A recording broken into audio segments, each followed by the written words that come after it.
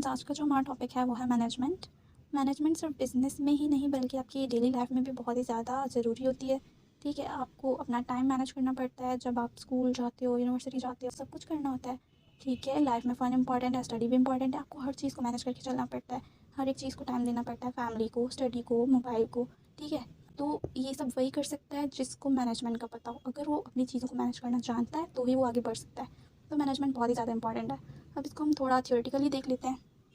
Management is the process of getting things done through others with the help of some basic activities like planning, organizing, leading, and controlling to achieve the desired goals and objectives effectively and efficiently. Management क्या एक process है। ठीक है, process क्यों है? क्योंकि सिर्फ इसमें कोई एक स्टेप नहीं है, इसमें डिफरेंट स्टेप्स आ रहे हैं। ठीक है, इसलिए एक प्रोसेस है जिसके थ्रू हम लोग अपनी एक्टिविटीज़ को परफॉर्म करते हैं थ्रू अदर्स। ठीक है, और वो एक्टिविटीज़ कौन सी हैं? प्लानिंग, ऑर्गेनाइजिंग, लीडिंग और कंट्रोलिंग।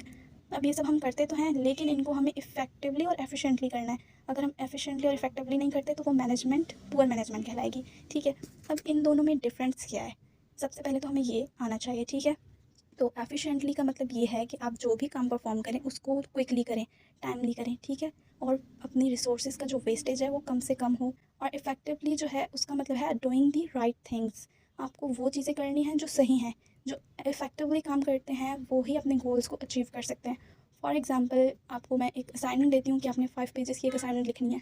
ठीक है, अब 2 स्टूडेंट्स दोनों लिख कर लाए, एक ने हैंड से लिखी, एक ने कंप्यूटर से लिखी। तो जिसने हैंड से लिखी उसने कुछ मिस्टेक्स कर दी थी स्पेलिंग की। ठीक है, लेकिन जो कंप्यूटर वाले था, जब उसने मिस्टेक्स की तो वो वहाँ पर हाईलाइट हो गई। कंप्यूटर ने उसे बता दिया कि ये आपने स्पेलिंग मिस्टेक की, तो उसने वो ठीक कर ली। तो ज़्यादा इफेक्टिव किसकी हुई? जो कंप्यूटर वाली थी उसकी। ठीक है, उसने क्विकली भी की, उसके पेजेस भी नहीं वेस्ट हुए। अब उसने क्या काम किया? इफेक्टिवली भी किया, एफिशिएंटली भी किया। ठीक है, इसके बाद management is the act of harmonising the 5 M's। 5 M's कौन कौन से? Man, money, material, machine and methods. Management में क्या होता है? हमारे पास ये 5 चीज़ें होती हैं। ठीक है, इनको मिलाकर हम मैनेजमेंट करते हैं। अब जब आप मैनेजमेंट कर रहे हो, सपोज़ कि आपके पास एक होटल है। ठीक है, उस होटल की भी मैनेजमेंट होती है। ठीक है, अब वहाँ पर जो है मैनेजमेंट करने वाले के पास क्या होगा? डिफरेंट एम्प्लॉयज़ होंगे। ठीक है, उसके पास पैसा होगा। ज़ाहिर है होटल के कोई पैसे के बगैर तो नहीं चला सकता।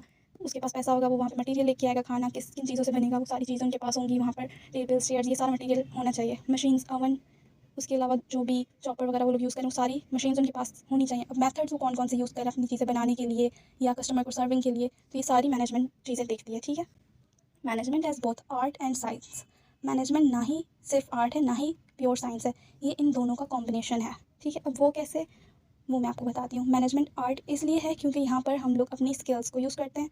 ठीक है, यहाँ पर इंसान अपनी स्किल्स को यूज़ करता है, अपने एक्सपीरियंस को यूज़ करता है, इस वजह से ये आर्ट है। ठीक है, और साइंस इसलिए क्योंकि यहाँ पर हम अपनी ऑब्जर्वेशन यूज़ करते हैं, अपनी स्टडी और एक्सपेरिमेंट्स करते हैं, अपनी प्रैक्टिसेस जो भी हमने की हैं ट्राई, उनको यहाँ पर यूज़ करते हैं। ठीक है, इस वजह से ये इन दोनों का कॉम्बिनेशन है। उसके बाद फंक्शंस ऑफ मैनेजमेंट, ये 4 फंक्शंस हमारे पास: planning, organizing, leading and controlling. जब आपने मैनेजमेंट करनी होती है तो सबसे पहले जो आपका मेन होता है वो प्लानिंग होता है। ठीक है, कोई भी काम करना है तो प्लानिंग तो मस्ट है, वो तो करनी करनी है। अब प्लानिंग कौन करेगा? हमारा टॉप लेवल का मैनेजमेंट जो कि रिस्पॉन्सिबल होगा हमारे सारे काम के लिए। ठीक है, और फिर उसके बाद जो भी रिजल्ट्स आएंगे, अच्छे आएंगे या बुरे, वही उसके लिए रिस्पॉन्सिबल होगा। ठीक है, जो ऑर्गेनाइजिंग है उसमें हम लोग सारे रिसोर्सेज को डिवाइड करते हैं, या वो ह्यूमन रिसोर्स हो, फाइनेंशियल, फिजिकल, जो भी रिसोर्सेज हो, किस चीज़ को कहाँ पर लगाना है हमने उसको ऑर्गेनाइज करते हैं।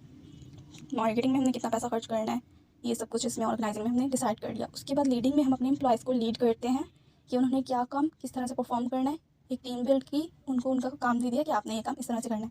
उनको लीड करेंगे, मॉनिटर करेंगे। ठीक है, कि वो अपना काम सही से कर रहे हैं, उन्हें डायरेक्शन देंगे कि किस तरह से करना है, अगर कोई मिस्टेक करें उनको सुधारना है। ठीक है, फिर लास्ट है कंट्रोलिंग। यहाँ पे आपने क्या करना है? अपने जो भी आपने प्लान किए थे सारे, उनको अपने प्लान्स को देखना है कि रिजल्ट उनके साथ मिल रहे हैं, जो आपका डिज़ायर्ड आउटकम था वो आ रहा है या नहीं। आप कंट्रोलिंग में ये देखोगे, अगर आपकी एक्चुअल परफॉर्मेंस और जो भी आपने प्लान की थी उनमें डिफरेंस होगा तो आप उसको ठीक करोगे। क्या डिफरेंस है, वो क्यों आ रहे हैं, उन रीजंस को तलाश करोगे। ठीक है, और दोबारा से अपना काम करोगे। ये है हमारे फंक्शंस ऑफ मैनेजमेंट।